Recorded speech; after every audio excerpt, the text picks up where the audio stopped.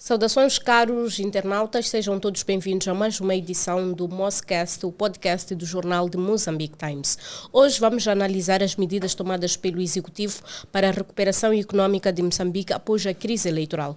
Nos últimos meses, o país enfrentou uma onda de instabilidade que resultou na destruição de infraestruturas públicas e privadas e queda do PIB e desafios adicionais no ambiente de negócios. Para analisar os impactos desta crise e as medidas tomadas para a recuperação, temos conosco Dimas Sinoia, que é economista, e professor Constantino Maringula, académico e especialista em economia política, a quem agradecemos por aceitar o nosso convite. Vou desde já para si, Dimas, como é que a crise pós-eleitoral afetou o ambiente ou, de facto, a economia moçambicana?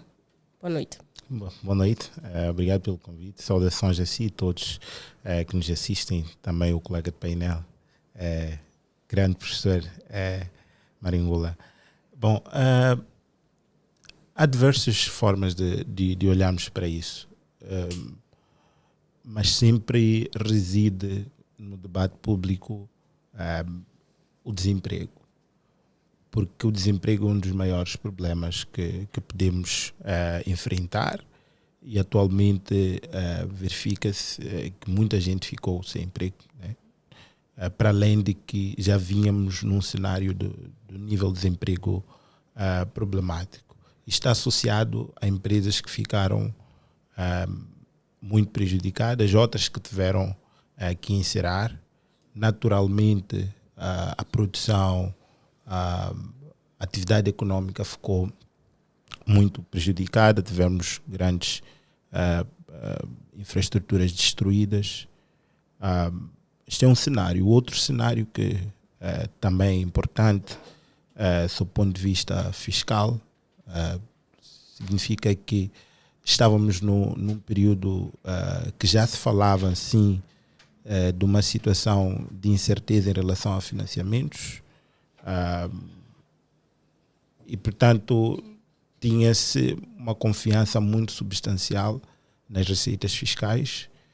E quando as empresas do setor privado também não funcionam devidamente, é inevitável que as contas do Estado também tenham algum tipo de problemas com base naquilo que era o previsto. Está associado também à função pública que não fica desempregada, mas que, porque boa parte do orçamento do Estado vai para pagamento de salários. Isso significa que há uma grande percentagem da população também a ter a sua expectativa salarial comprometida. E tudo isto junto geram enormes problemas também sociais, que estão totalmente associados à questão econômica e política. Portanto, é um panorama atípico e que chega num momento também não dos melhores, e por isso mesmo que é bem-vindo este debate e vários outros debates que estão a ser levados a cabo para criar-se políticas que possam, de fato, garantir que Moçambique possa retomar as perspectivas que se tinham anteriormente, de um Moçambique que diversifica-se, que tem a indústria extrativa, que é, portanto, uma das maiores esperanças a contribuir para outros setores e que efetivamente os jovens já estejam empregados e sejamos todos cada vez mais orgulhosos de ser moçambicanos. Uhum.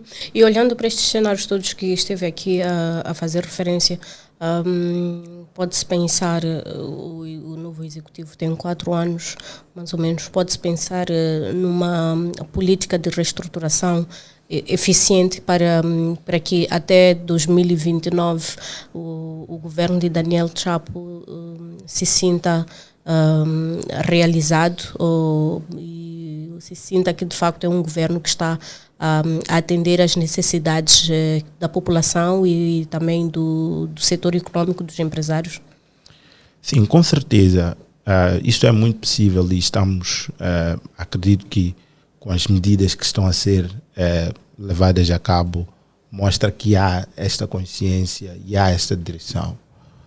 Mas é importante estar muito claro que um país não se desenvolve em 5 anos, nem em 10 anos.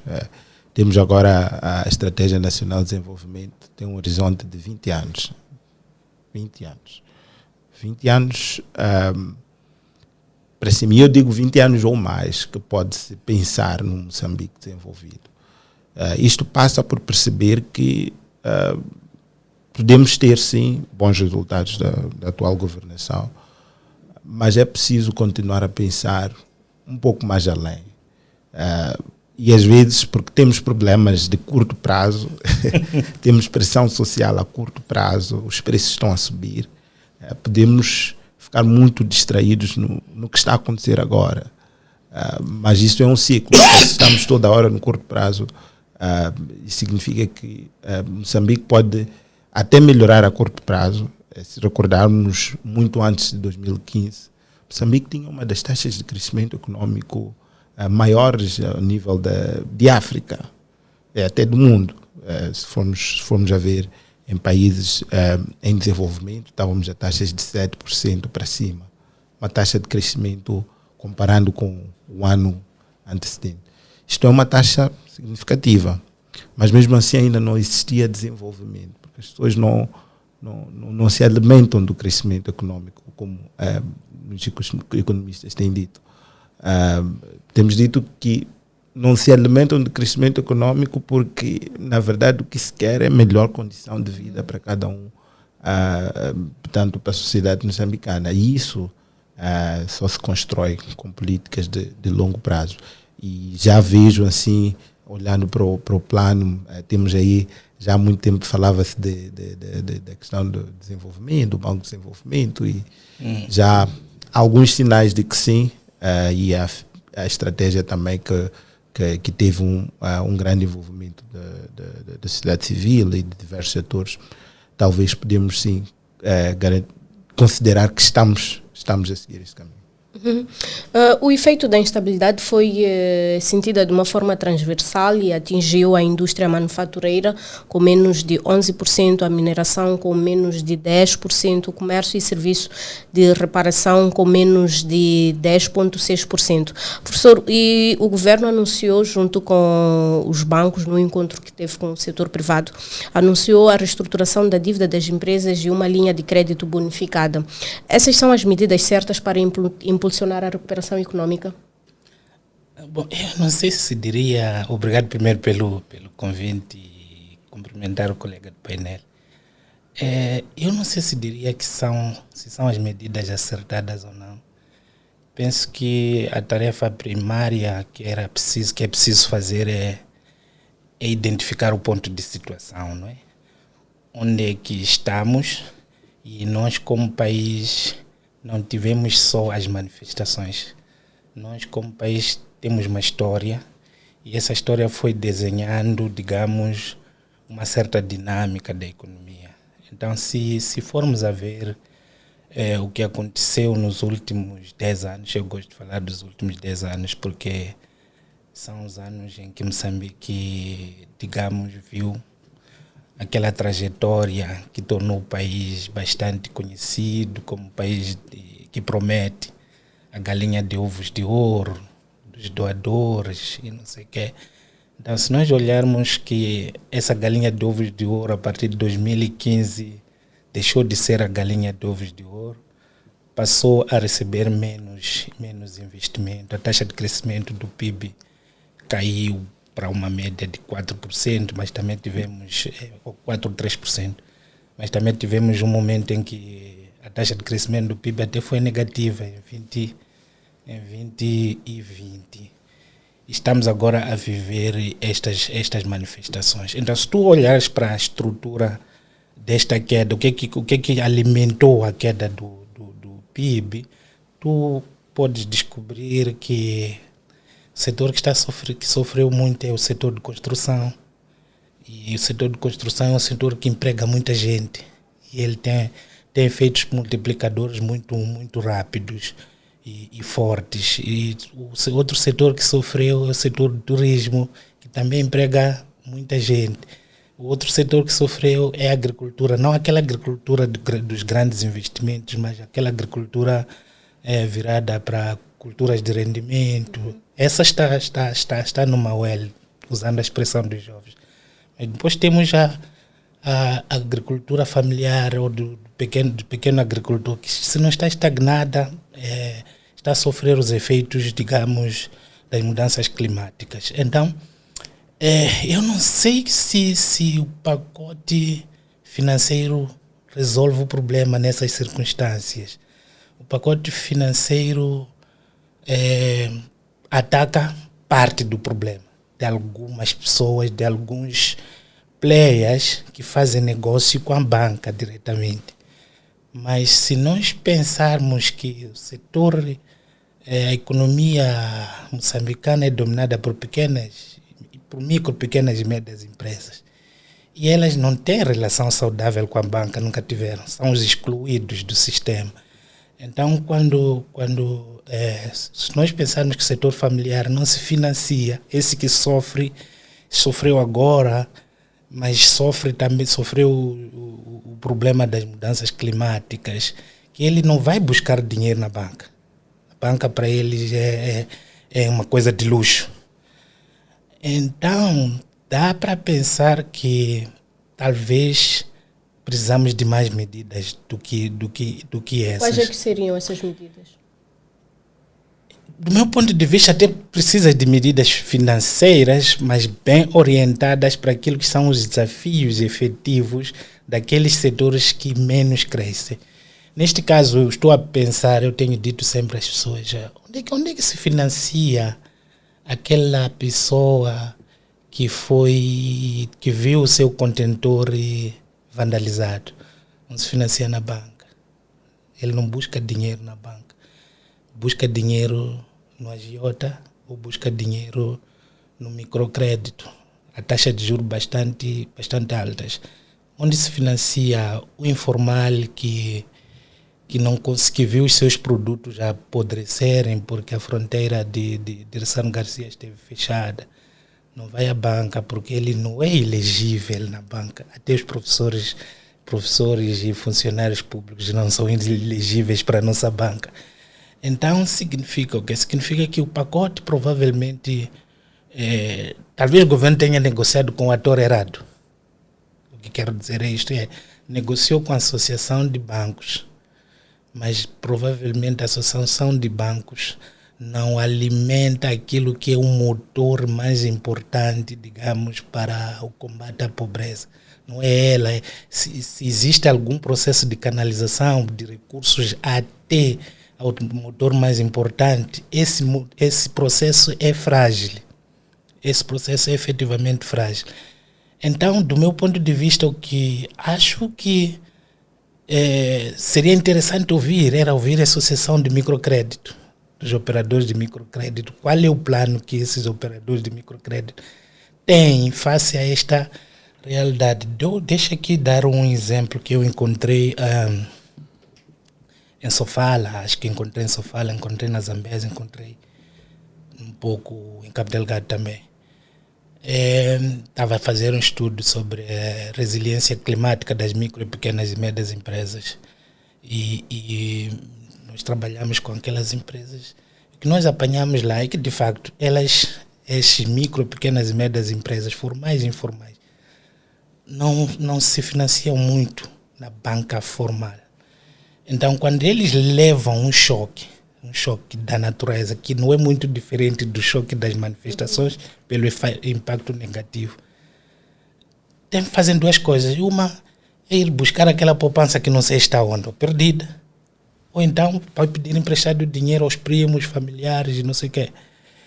E, de facto, ou vai de novo ao microcrédito, mas quando vai de novo ao microcrédito, expõe-se a taxa de juros muito alta e depois arrisca perder os seus ativos. Então, encontrei exemplos de uma cabeleireira em Sofala, que reportou casos parecidos como esses, de que estava a fazer bons negócios, chegou o IDAI na altura, que não é muito diferente das manifestações do ponto de vista de impacto, e arrasou-lhe. Então, ela pensando que ia recuperar o negócio, continuaria o mesmo. Mas o problema dos choques negativos é que tem dois efeitos. Destroem a infraestrutura, mas quebram a procura. Já não tens procura ao mesmo tempo. As duas coisas atuam ao mesmo tempo quando estás esperando um choque. As pessoas começam a ter outras preocupações. Então as pessoas deixam de... Já não vai a cabeleireiro, já não vai por aqueles touch my... Como é que dizem? Touch o quê? Já não põe aqueles extensões, não sei o quê. Começa a priorizar outras coisas, porque está todo o sistema, toda aquela localidade sofreu um impacto. Então, ela pensando que ia recuperar, o exemplo que ela deu, pensando que ia recuperar, foi pedir emprestado dinheiro. E com queda de demanda, já não podia pagar. Não é? Com queda de demanda, já não podia efetivamente pagar. E viu os seus bens penhorados. Para dizer que é provável que uma parte das micro, pequenas e médias empresas se beneficie com o programa proposto pela Associação de Bancos. Mas há uma parte muito importante da economia, que é esta, provavelmente, que sustenta até as pessoas que estão nas manifestações agora. É esta parte que precisa, provavelmente, de uma reflexão melhor, provavelmente, do governo sentar, ou o Banco Central ou alguém, sentar com a Associação de Microcrédito e ver com ela o que é possível fazer, se é que é possível fazer alguma coisa. Que tipo de mecanismos o governo pode adotar exatamente junto dessas associações, que são elas que estão lá no campo, que são elas que estão embrenhadas no setor das micro e pequenas empresas, e ver com elas o que efetivamente pode ser feito. É um trabalho que, no meu ponto de vista, tem que envolver a associação. Não sei se neste momento envolve efetivamente a Associação de Bancos, mas tem que envolver estas outras componentes daqueles que fazem o crédito a retalho. Dimas, olhando mesmo para este cenário descrito aqui pelo professor Constantino, como é que pode-se garantir que estas políticas adotadas pelo Executivo possam beneficiar a todos os agentes econômicos, incluindo os setores ou as camadas mais vulneráveis, como os exemplos que o professor esteve a dar?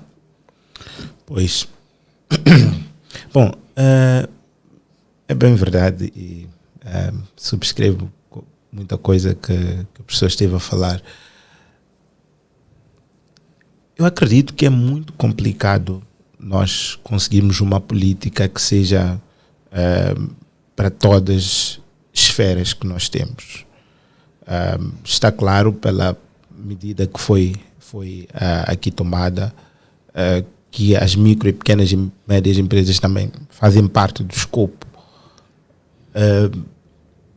Enquanto fazemos este tipo de reflexão, é importante também estar a tomar outras medidas paralelas.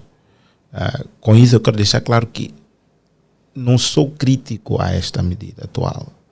Ela é boa, é oportuna, mas não é suficiente. Isso está muito claro. E antes de passar para alguns aspectos sobre também do que esteve a falar o professor, ia tocar um pouco sobre a própria medida. Vamos perceber que é uma medida tomada pelo governo com a Associação Moçambicana de Bancos. Isso dá para perceber que não há assim um mecanismo de financiamento para esta repassagem do capital. Então, é uma redução. Estamos agora com a prime rate com cerca de 18,5%. Mas essa prime rate que é combinada pelo prémio de risco e o indexante único, que está a mais ou menos 12,5%. Dá para perceber que é uma redução que vai ser suportada pelos bancos. Eu acredito que até certo ponto os bancos até individualmente conseguiam fazer esses arranjos, porque não é algo impossível para a estrutura de taxas e tem interesses específicos em manter os seus clientes. Exatamente. Então, o que aconteceu aqui foi uma espécie de estruturar melhor isso, e porque temos uma associação moçambicana que deve trabalhar também e tornar isso público, tornar isso mais atrativo e fazer isso mais funcional. Isto é possível e é positivo. Ouvi de alguns empresários que até certo ponto perguntavam, não, a taxa tinha que ser menor. pode ser menor. Mas aí tínhamos que pensar numa outra medida que não seria, talvez, nestes moldes. Seria, nós falamos muitas vezes de medidas não convencionais do Banco Central, que o Banco Central, muitas vezes tivemos a debater que o Banco Central não pode atuar apenas para estabelecer a inflação baixa ou estável. Não é esse só o objetivo do Banco Central. O Banco Central também deve promover a recuperação econômica e um crescimento robusto, um nível de emprego também considerável. Isso significa que há espaço, sim, para medidas também do Banco Central para poderem garantir que haja essa recuperação econômica. Este é um ponto. O outro ponto que comento também, que muito bem o professor Marangula referiu, sobre outros problemas crônicos que nós temos, problemas muito recorrentes que temos, como o caso, por exemplo, das mudanças climáticas. Isto é um aspecto que anualmente Moçambique deve estar preparado, ou está preparado para ter um evento climático extremo e afeta a agricultura, afeta o nível base, como esteve a falar o professor Marangula, mas um pouco mais afeta também o próprio sistema financeiro, e é mais ou menos isso que também deve estar a ser tomado, deve estar a ser considerado, porque o risco climático é agora considerado um risco sistémico. Significa que, ao afetar, ele pode criar problemas em escala, e estamos numa situação de até rácios de cumprimento estarem muito mais elevados. E o Banco Central, felizmente, já faz parte da Network for Greening in the Financial System, para começar a incorporar o risco climático de maneira mais sistemática no processo de concessão de empréstimos. E o sistema fiscal também. Portanto, estamos a falar recorrentemente temos esses problemas. Isso também afeta até a arrecadação de impostos. Afeta os investimentos que são feitos, os investimentos sociais. Escolas são destruídas, hospitais são destruídos. E a resiliência climática não pode ser deixada de lado. Isso é um aspecto que vai garantir que Moçambique tenha um crescimento sustentável, e boa parte disso está em mobilizar financiamento. Em perceber que boa parte disso não é possível ser feita só com fundos nacionais, que temos, por exemplo, dos impostos, e mais à frente vamos falar um pouco mais a fundo dos impostos. Não é possível fazer tudo isso só de forma nacional. É importante, sim, que haja esse aspecto, mas, por exemplo, Moçambique está, e a caminhos daqui a nada vai ter uma nova NDC. E na NDC deve estar claro, por exemplo, qual vai ser a componente que vai ser financiada de forma própria e qual é que vai ser a componente que vai ser financiada através de fundos externos. Mas para conseguir atrair esses fundos externos, é preciso uma certa organização, é preciso estar estruturado, é preciso ter as políticas em dia, é preciso posicionar, ter mecanismos de coordenação em dia. E felizmente já vemos isso num bom caminho. Uhum. Mas a taxa de juro de 15% para a linha de crédito bonificada é acessível para as micro e pequenas empresas? Bom, eu acho que não. Definitivamente não. É preciso sim ter taxas que estejam mais baixas, a um dígito, porque quando eu vou pedir um empréstimo, eu quero ter um retorno, e depois do retorno conseguir, portanto, pelo menos ter um retorno muito acima da taxa que eu vou pagar, né? Mas é preciso também perceber que a taxa de 5% não é de hoje para amanhã, porque ao fazer assim posso criar um grande problema para a economia. Mas então aí está a questão, como garantir que estes grupos possam de facto beneficiar de medidas que também possam ajudá-los a recuperar-se desta crise? Sim, por isso que é aí onde se fala, por exemplo, de medidas não convencionais, falam-se, por exemplo, de aspectos como fundo de garantia mutuária, que fazem parte do pacote de aceleração econômica. Mas essas medidas paralelas são importantes, mas também é preciso perceber que, ao surgirem essas medidas, a parte que eu acho crítica é, por exemplo, surge o fundo de garantia mutuária, etc. Nós dizemos, ok, não, isso não é suficiente, é pouco, nem todos são abrangidos. É preciso perceber que essas medidas paralelas, elas sempre vão ter um escopo muito limitado. O que se espera, efetivamente, é que, por exemplo, tenhamos uma prime rate que esteja a 1 dígito. Isso significaria que a abrangência seria muito mais elevada, por exemplo, do que ter essas iniciativas pequenas que têm uma capacidade muito limitada. Eu vou talvez lembrar-nos do que aconteceu no tempo da Covid. Tanto o Beni teve a criar linhas de financiamento. Mas essas linhas de financiamento também eram limitadas, porque parte delas uma vinha da liquidez, se não me engano, do INSS, e depois tinha outra componente que era financiada de forma externa. Então essas medidas sempre vão ser limitadas. Taxas concessionais de 3% a 5% atualmente, alguém vai ter que estar a pagar isso. Por isso que o seu escopo vai ser limitado. Elas são importantes, mas, conforme disse, pensando numa perspectiva de médio e longo prazo, esteve sempre a falar, é preciso que o Banco Central continue também com estas reduções que vão ser também controladas. Vimos uma redução de 100 pontos base, redução de 200.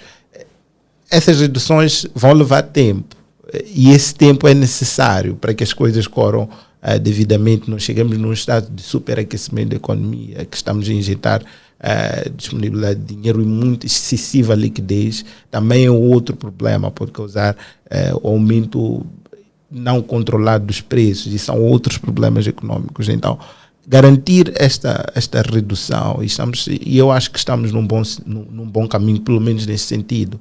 Vamos a ver, há 2 anos atrás, estávamos a falar de uma prime rate a 22,5%, e essa redução gradual deve continuar a acontecer.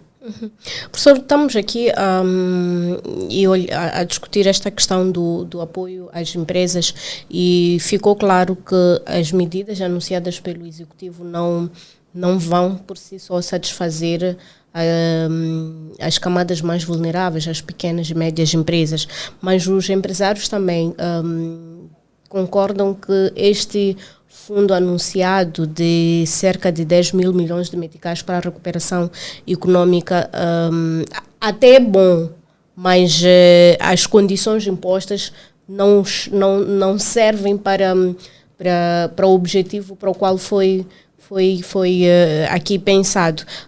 Partilha da mesma opinião que os empresários, ou acha que eles estão a exigir demais? Não, eu penso que nós temos um desafio muito grande, que é efetivamente colocar o sistema financeiro a servir o tipo de micro e pequenas e médias empresas que nós temos em Moçambique. Então, se for a ver o perfil, digamos, das micro e pequenas e médias, o perfil do setor todo, né? Há de ver que as micro e pequenas e médias empresas no último inquérito publicado pelo INE, tinha as mais micro e tinha as mais pequenas empresas. Quer dizer, o tecido é mais ou menos este que domina a economia de Moçambique. Então, este tipo, micro e pequenas e médias empresas, tem desvantagem imediata na sua relação com a banca, não é? Pelo menos a banca comercial típica. E tem que ter um perfil, tem que ter garantias, tem que poder gerar excedentes suficientes para pagar uma taxa de juros, vamos lá dizer, de 20 e tal ou 30%. Então, mas o negócio deles é comprar e vender. E nesse processo em que se pede que eles gerem 30%, eles de facto não têm demanda suficiente para pagar isso. Então, o que eu penso que é o nosso maior desafio é conseguirmos ter uma resposta que é global ao problema específico de crescimento das nossas micro, pequenas e médias empresas. Isto naturalmente envolve uma parte, só apenas uma parte, que é o financiamento, o acesso ao financiamento, mas também envolve outras questões. Há, por exemplo, a hipótese de como é que as nossas micro, pequenas e médias empresas conseguem competir no mercado doméstico. Significa como que as nossas empresas conseguem enfrentar a competição dos produtos sul-africanos, como é que conseguimos enfrentar a competição dos produtos chineses, por exemplo. Então significa que provavelmente, enquanto pensamos o financiamento, mas financiamento só não é o nosso problema. Quando pensamos o financiamento como alguma coisa importante, também temos que pensar na política comercial. Como é que nós protegemos, entre aspas, o crescimento das nossas empresas em Moçambique vis-à-vis, digamos, a competição sul-africana, digamos, a competição chinesa? Que tipo de respostas o governo tem a este nível, por exemplo? É verdade que pode-se dizer que o país está amarrado aos acordos, digamos, no âmbito da Organização Mundial do Comércio. É verdade, existem limitações a esse nível, mas o exercício que nós precisamos de fazer em face dos desafios que estamos a viver neste momento é pensar que tipo de política comercial e tarifária nós temos de adotar para, no mínimo, criar condições de viabilizar alguns setores. Não vamos viabilizar todos, mas viabilizar alguns setores, provavelmente aqueles setores que empregam mais pessoas, aqueles setores que podem contribuir mais para o Estado. Então, que tipo de política comercial nós podemos criar? Acho que este é um exemplo. O outro problema que me parece importante ter em conta, mas é difícil, porque o Estado não tem dinheiro, como é que o Estado ele pode ser fonte de procura. Quer dizer, num país com uma pobreza em volta de 60 e tal %, significa que também não temos condições para ter empresas fortes, mais ou menos isso. Então, a única pessoa que pode estimular, a única pessoa jurídica que pode provocar algumas mudanças, além de olharmos para a questão da política comercial e tarifária, na nossa relação com os outros, é o próprio Estado. O que o Estado compra, o que o Estado está comprando. Não é? Por exemplo, uma das coisas que se pode pensar é que em princípio, não faz muito sentido ter uma agricultura que não é dinâmica, num contexto em que, por exemplo, tens muitas escolas, muitas crianças em situação de pobreza. Não é? Portanto, a sugestão é que o Estado poderia, por exemplo, que a situação não está boa, mas se nós quisermos provocar mudanças estruturais ao nível da agricultura no campo, nós temos que conseguir mandar dinheiro para o campo. E uma maneira de mandar dinheiro para o campo, de facto, é, por exemplo, correr programas ligados às escolas, coisas como alimentação escolar.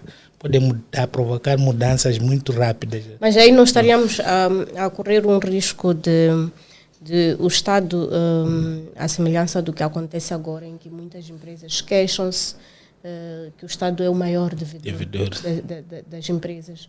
Então, ao pensar-se nessa perspectiva, não ia se acabar definitivamente com estes pequenos empresários, pequenos agricultores, porque precisariam de ficar à espera uma eternidade do mau pagador, de um pagamento, e depois é um pagamento às vezes também para ter acesso, se calhar, a este mercado que é gerido pelo Estado.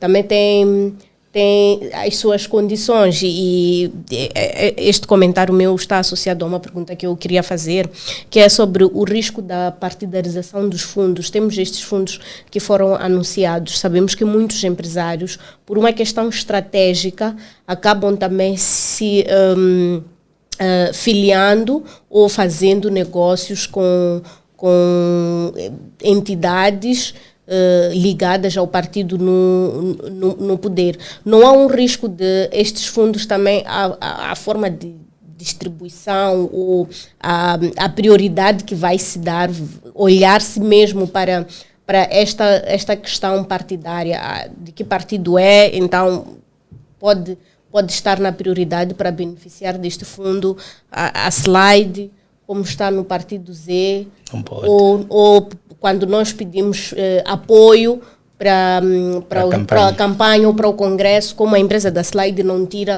costuma nos apoiar, não costuma fazer doações, então fica na cauda e pode nunca mais receber este tipo de apoio. Sim, eu penso que há duas coisas. Talvez ia começar com a questão de um Estado ser mau pagador.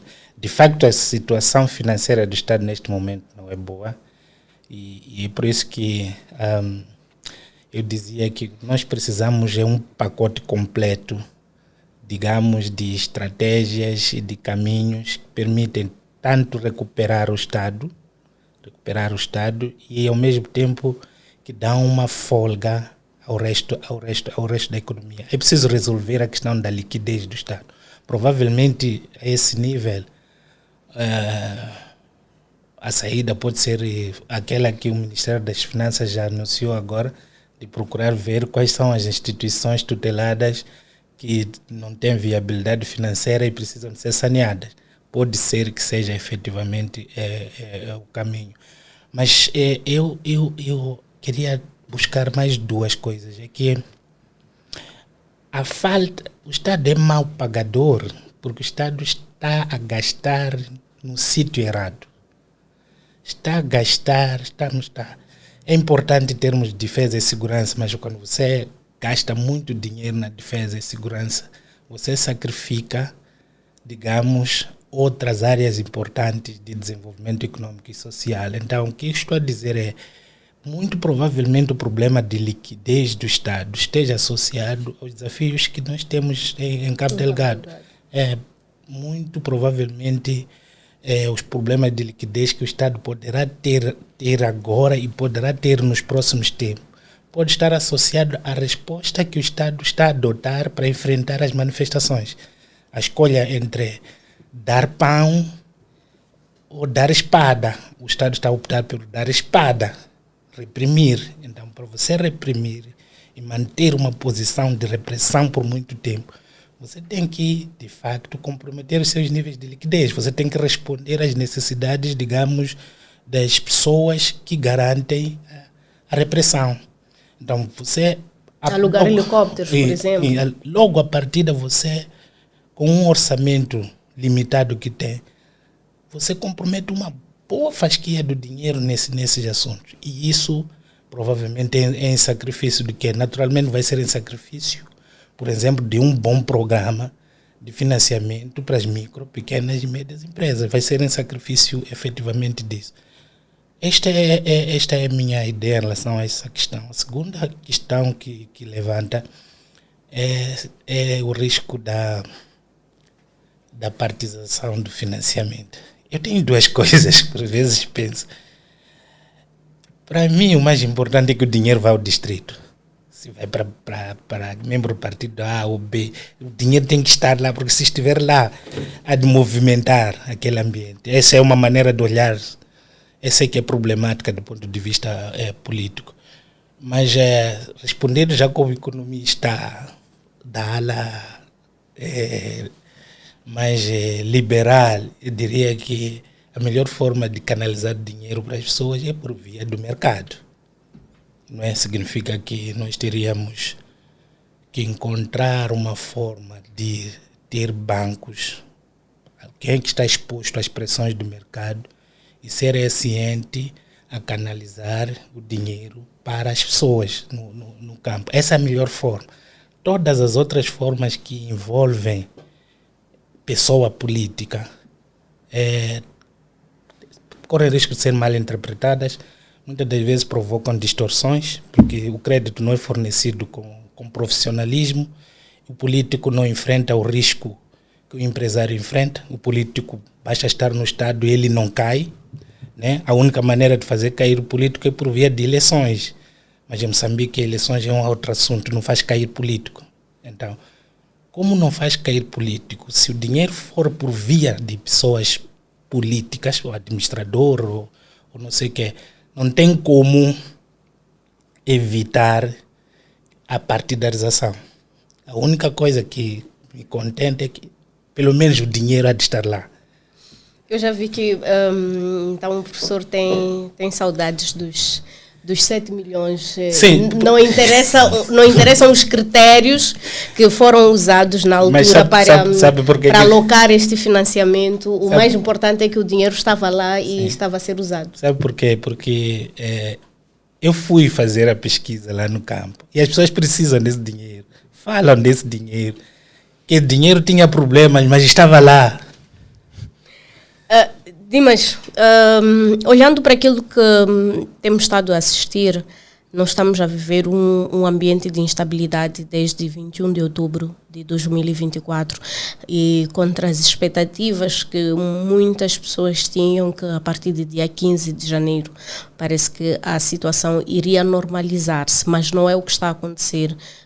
Continuamos a assistir focos de manifestações, ainda hoje que gravamos o programa acompanhei uma situação na Catembe, e tantas outras partes. É normal hoje, parece que estamos numa tendência a viver um estado de anarquia, em que as pessoas acordam, estão com uma insatisfação, querem manifestar-se. Dado este cenário todo em que ainda não se pode falar da estabilidade por completo, não há um risco de uma continuidade na destruição. Estamos agora a falar sobre recuperação econômica, financiamento às empresas, mas ainda não resolvemos este problema que é a estabilidade. Eu recordo-me que no dia em que o Executivo esteve a discutir esta questão de recuperação das empresas, já um empresário, penso que é membro da CTA, e ele dizia que nós até podemos querer aderir a este fundo, mas se não tivermos garantias de segurança, de nada adianta.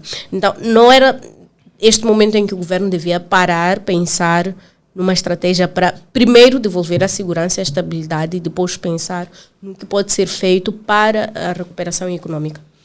Bom, eu acho que é uma pergunta com resposta também. Várias vezes até ouvimos, e o próprio CTA disse que isto é um problema político, requer soluções políticas, tem consequências econômicas, mas as origens são políticas. E, portanto, como economista, tenho muita pouca coisa a dizer sobre que medidas, sob ponto de vista político.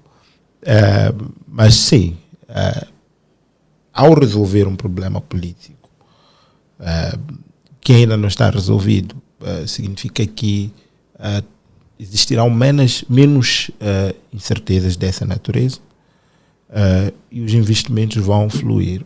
Um dos pressupostos básicos para uma decisão de investimento é exatamente a estabilidade política. Apesar de ser uma taxa de 10%, ainda que fosse uma taxa de 5% ou 3%, ao investir, eu vou ter um certo risco. Neste caso, claro, trata-se de recuperação econômica, há outros pressupostos também, eles querem garantir a continuidade, etc. Mas para garantir a continuidade do investimento é preciso resolver. Se formos a perceber, há um lado que nós normalmente não quantificamos, que é o nível de investimento que talvez iríamos receber se não estivéssemos nessa situação.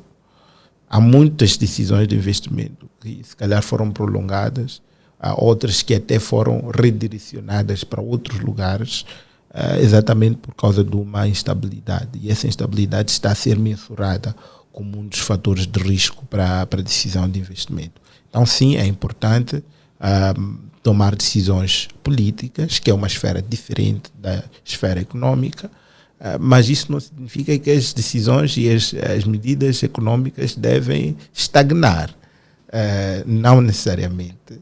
É por isso que muitas vezes nós comentamos que Moçambique é grande, portanto, gerir um país é uma tarefa muito complicada.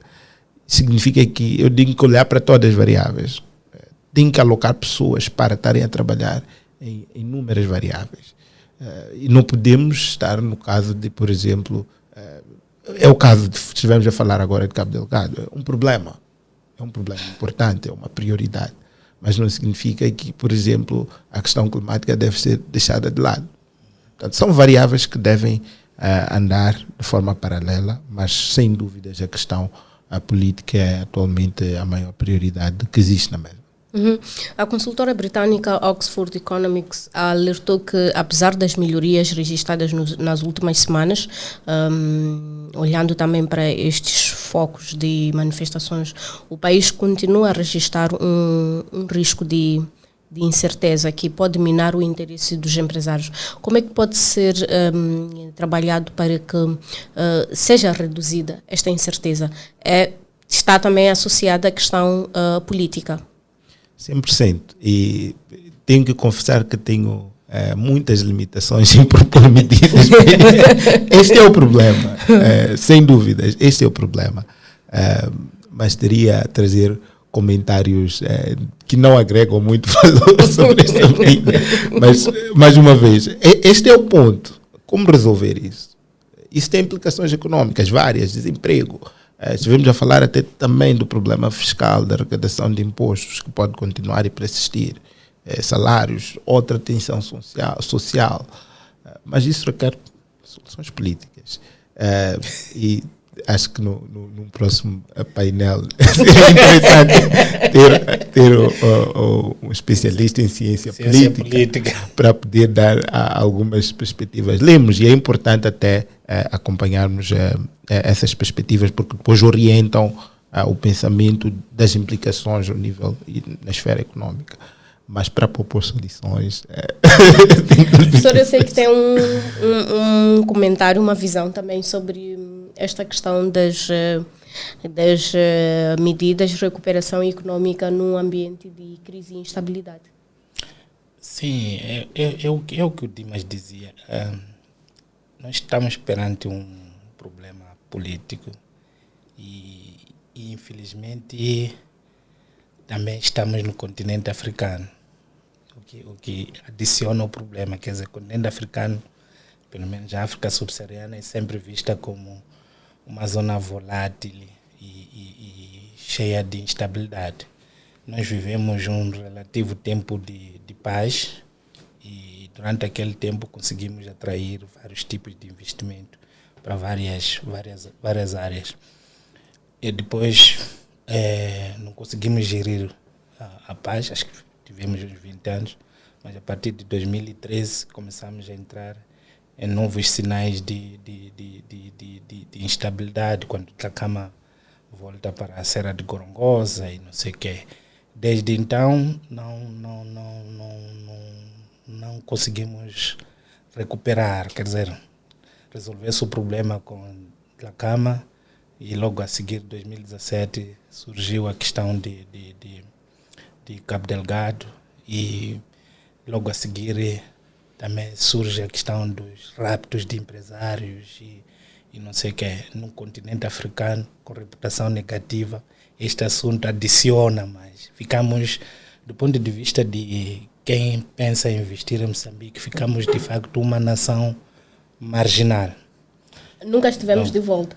Nunca, desde 2013, quer dizer, quem faz uma análise, normalmente os investidores contratam especialistas, consultores para fazer uma análise da situação do país, e os investidores sérios provavelmente sempre colocam Moçambique na situação marginal, porque não conseguimos resolver os nossos problemas de forma pacífica. Sempre temos que encontrar uma forma de nos dar tiros uns aos outros. E isto não promete. Isto, de facto, desencoraja qualquer tipo de investimento. Agora, eu creio que somos moçambicanos, já tivemos anos de paz. Significa que conseguimos dialogar. Então, acho que é a altura de colocar esse interesse nacional e a necessidade de paz em cima da mesa e voltarmos a conseguir dialogar para não recuarmos até aos anos em que eu ainda era miúdo, tivemos que treinar, tivemos que pegar armas, não sei o quê. Não pode ser. É preciso encontrar uma forma digamos, de apaziguar os espíritos, porque só apaziguando os espíritos é possível, de facto, resolver os problemas mais importantes do país. Neste momento, nós somos capazes até de atrair investimento. Naturalmente, como eu dizia no início da conversa, nós vamos atrair aquele investimento que é capaz de pagar segurança. A Total é capaz de pagar segurança, está a pagar os ruandeses. Provavelmente poderá vir mais um outro grande investidor a pensar que precisa do gás de Cabo Delgado e é capaz de pagar segurança. Também há de fazer isso. Mas nós não é este tipo. Quer dizer, precisamos desses investimentos, mas não são eles que vão provocar mudanças sérias nesta economia. Os investimentos que nós precisamos, os investimentos e investidores que nós precisamos de atrair são aqueles que hão de vir para o setor de turismo que está a ser vandalizado e vão empregar muito mais gente e cria uma cadeia de valor relativamente grande. São investidores que hão de vir, digamos, montar uma indústria. Um dos fenômenos que nós vivemos na estrutura do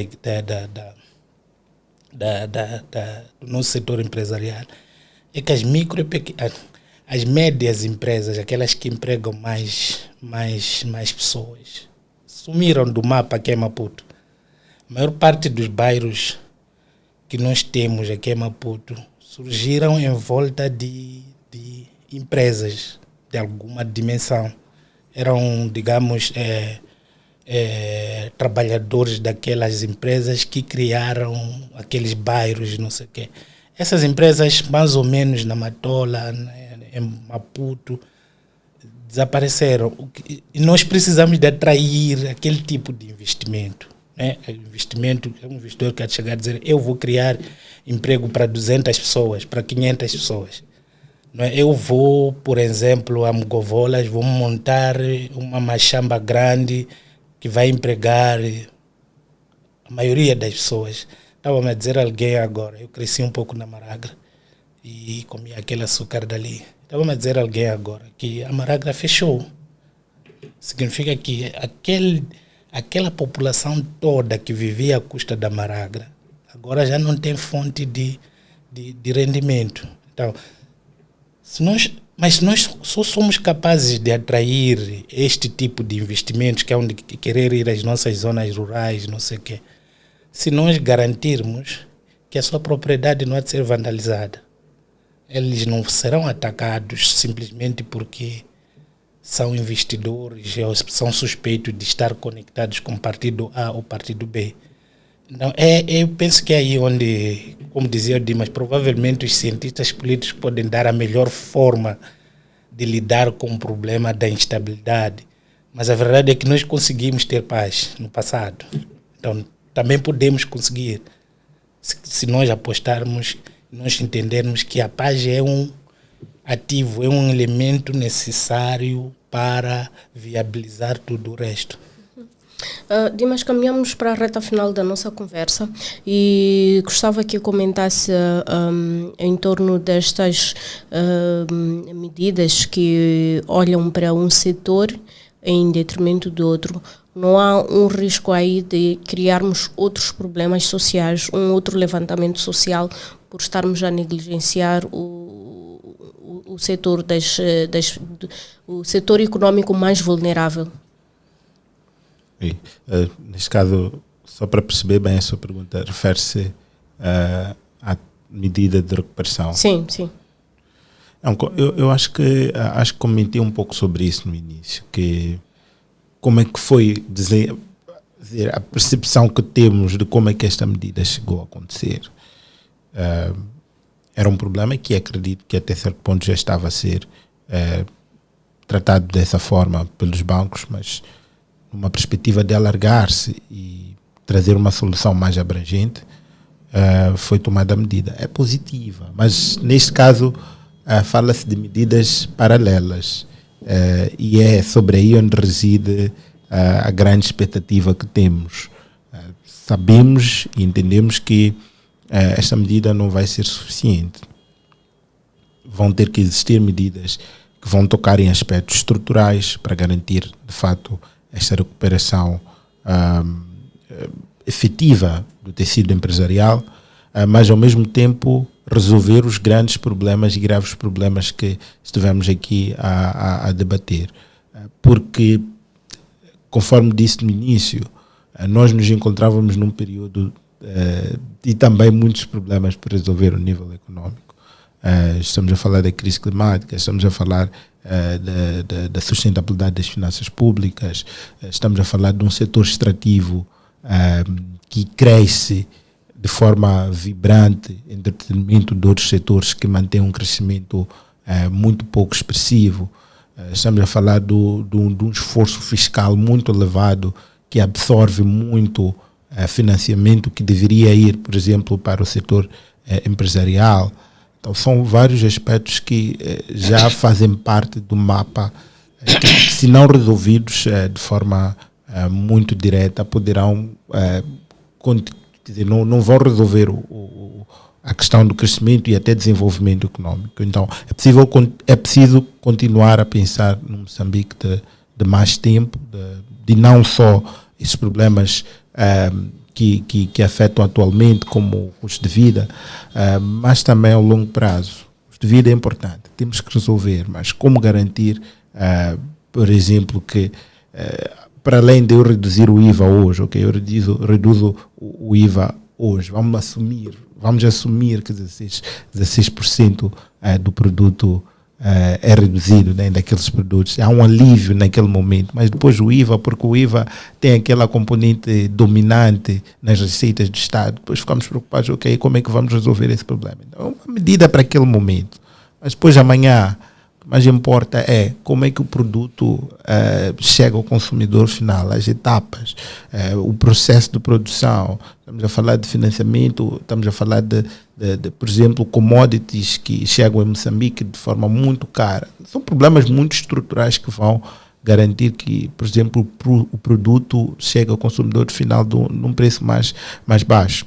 Vou referir, por exemplo, a questão dos produtos alimentares nesta senda do custo de vida. Os produtos alimentares são uma das principais componentes, principal componente, neste caso, do cabaz do cidadão.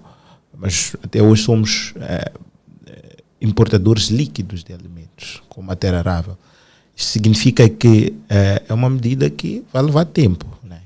Isto é desenvolvimento. É preciso garantir a transformação estrutural econômica de Moçambique. Isto é um pensamento de médio e longo prazo. E uma das principais coisas a tomarmos em consideração neste período de tensão é que, ok, acalmamos os problemas de agora, com muita calma, sem se esquecer no amanhã, daqui a 10, 20 anos. Há medidas que vão ser tomadas nestes 10 mandatos, ou 5, ou 10, não sabemos muito bem, mas preciso garantir que haja uma coerência também do próximo que vem, o próximo presidente. Não é certo para um país que em cada 5, 10 anos estejamos a mudar. Sim. Preciso garantir que, portanto, haja uma tendência, uma visão de longo prazo para garantir que, de fato, primeiro, voltemos ao crescimento que tínhamos de 7%, mas tudo não termina aí. O cidadão deve estar satisfeito, deve sentir no seu pão, no seu prato, na sua mesa, o crescimento econômico. Isso é com desenvolvimento. Professor, mesmo para fechar, a crise eleitoral evidenciou a vulnerabilidade do modelo econômico moçambicano. Como diversificar a economia de modo a torná-la mais robusta? Se eu soubesse. Bom, eu costumo responder a essa pergunta dizendo que temos que olhar para as fontes do crescimento atual, né? Infelizmente, as fontes de crescimento atual são alimentadas pelo setor extrativo, são alimentadas pelo setor público, mas aquele que é financiado vive na base da assistência ao desenvolvimento. São estas duas grandes fontes de crescimento. E o desafio, como a Slide coloca, é que nós temos que diversificar a economia. Do meu ponto de vista, diversificar a economia significaria voltar a colocar o setor de construção a crescer. E a indústria de construção, toda a cadeia de valor da indústria de construção, ela a crescer. Como eu disse no início, se nós conseguirmos fazer isto, nós rapidamente podemos ocupar muitos jovens, os pedreiros, os carpinteiros, os serralheiros, toda a gente estará efetivamente a fazer alguma coisa. Os transportadores, a cadeia de valor da indústria de construção é muito longa. Se nós conseguirmos pensar que Moçambique tem um dos ativos raros que tem é o mar, pensarmos em como otimizar, digamos, a economia verde, nós estaremos a dar passos significativos. Se for a ver o perfil da pobreza, e há de ver que as pessoas mais pobres estão na agricultura e estão nas pescas, mas você tem o mar, que é um ativo muito importante. Por que é que isto está a acontecer? Significa que nós não estamos a otimizar, digamos, o setor de pescas. Quem é que está a ganhar no setor? Aquela zona toda de Angola, Nampula, todo aquele Zambésia, todas aquelas... Pode ter alguma ligação às manifestações, pode ter alguma ligação com as características e o perfil da pobreza naquelas bandas ali. Mas a questão, e que coincide com os diagnósticos que até o próprio INE tem feito, que nós, a maior parte de nós que está na situação de pobreza, está na agricultura ou nas pescas. Então, se nós conseguirmos voltar a conversar sobre o papel estratégico do mar como fonte de riqueza para beneficiar os moçambicanos, provavelmente a gente consiga a tal diversificação. Se nós conseguirmos, é outra coisa que o próprio Banco Mundial até tem sugerido, e concordo, não é? Nós temos a indústria extrativa, não podemos furar muito na indústria extrativa, mas podemos aproveitar, temos a nossa localização em relação à geográfica, em relação aos países do Interland, não é? Então significa que nós temos canais de logística que otimizados, de facto, podem nos fazer produzir mais dinheiro efetivamente, rapidamente. E não é preciso... Nós temos um problema claro de desvantagem em relação à mão de obra. A nossa taxa de analfabetismo anda por volta de 40% e tal, quase 50%. As pessoas que nós temos precisam, para explorar determinados mercados, precisam de grandes investimentos. Mas na logística, alguma parte da logística, nas pescas, idem, penso que é possível, digamos, sem transformar muito as pessoas, é possível garantir que as pessoas que estão neste momento na situação de desemprego conseguem alguma coisa para ganhar a vida. Eu penso que a diversificação tem que atacar, de facto, a criação de empregos. Certo. Muito obrigada. Chegamos ao fim do nosso programa. Estivemos a conversa com o economista Dimas Sinoia e o professor Constantino Marangula, com quem analisamos as medidas tomadas pelo governo para a recuperação econômica do país após a crise pós-eleitoral. Muito obrigada por aceitar o nosso convite. O conteúdo deste podcast estará disponível nas nossas plataformas digitais, nomeadamente Facebook e YouTube. Somos Moscast, um produto do jornal de Mozambique Times.